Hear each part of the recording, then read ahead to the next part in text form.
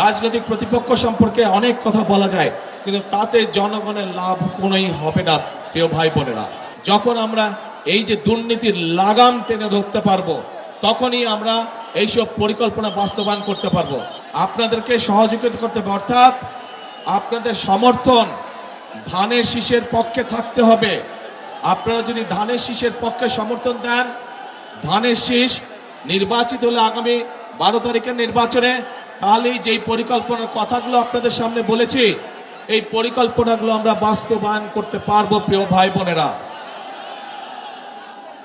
আপনারা দেখেছেন সারা দেশের মানুষ সাক্ষী আছে কিভাবে গত 15 বছর মানুষের কথা বলার অধিকারকে দাবিয়ে রাখা হয়েছিল, কিভাবে মানুষের ভোটের অধিকারকে দাবিয়ে রাখা হয়েছিল। প্রিয় ভাই বোনেরা, 2024 সালের 5ই আগস্ট ছাত্র জনতার আন্দোলনের মুখে সেই স্বৈরাচার পালিয়ে যেতে বাধ্য হয়।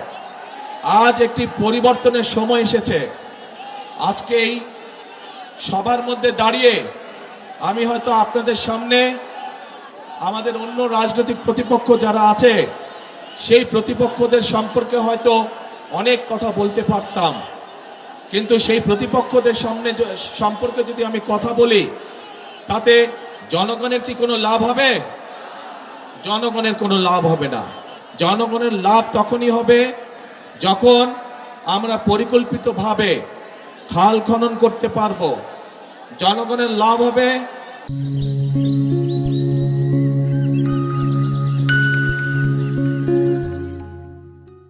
যখন আমরা পরিকল্পিতভাবে আপনাদেরকে স্বাস্থ্য সেবা দিতে পারবো। জনগণের লাভ হবে যখন আমরা আমাদের তরুণ যুবক তরুণদের জন্য, মা বোনদের জন্য আমরা কর্মসংস্থানের ব্যবস্থা করতে পারবো।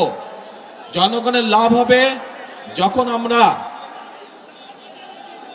আপনাদের জন্য রাস্তাঘাট, ব্যবসা বাণিজ্য অর্থাৎ আইন শৃঙ্খলা সঠিক রাখতে পারবো। তখনই জনগণের লাভ হবে। রাজনৈতিক প্রতিপক্ষ সম্পর্কে অনেক কথা বলা যায়, কিন্তু তাতে জনগণের লাভ কোনোই হবে না। প্রিয় ভাই বোনেরা, আসুন 5ই আগস্টের পরে দেশের মানুষ পরিবর্তন চায়। যেই পরিবর্তনের ফলে দেশের মানুষের সমস্যা ধীরে ধীরে কমে আসবে।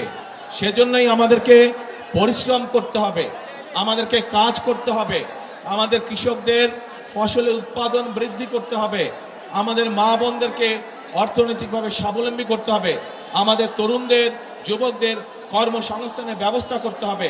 আমাদের মানুষরা, দেশের মানুষ যাতে নিরাপদে রাস্তাঘাটে চলাচল করতে পারে, নিরাপদে ব্যবসা বাণিজ্য করতে পারে, নিরাপদে চাকরি বাকরি করতে পারে, সেই জন্য আইন শৃঙ্খলা ব্যবস্থাকে কঠোর হস্তে নিয়ন্ত্রণ করতে হবে। আমাদেরকে জনগণের তখনই ভাগ্যের পরিবর্তন হবে। আমরা দেখেছি বিগত স্বৈরাচারের সময় কিভাবে এই দেশের জনগণের সম্পদ লুটপাট করে বিদেশে পাচার করে দেওয়া হয়েছিল। আমরা যে সকল পরিকল্পনা আপনাদেরকে বললাম, এগুলো আমরা তখনই বাস্তবায়ন করতে পারবো, এবং এইসব পরিকল্পনা জনগণের ভাগ্যের পরিবর্তন তখনই করতে পারবে যখন আমরা এই যে দুর্নীতির লাগাম টেনে ধরতে পারবো। তখনই আমরা এইসব পরিকল্পনা বাস্তবায়ন করতে পারবো।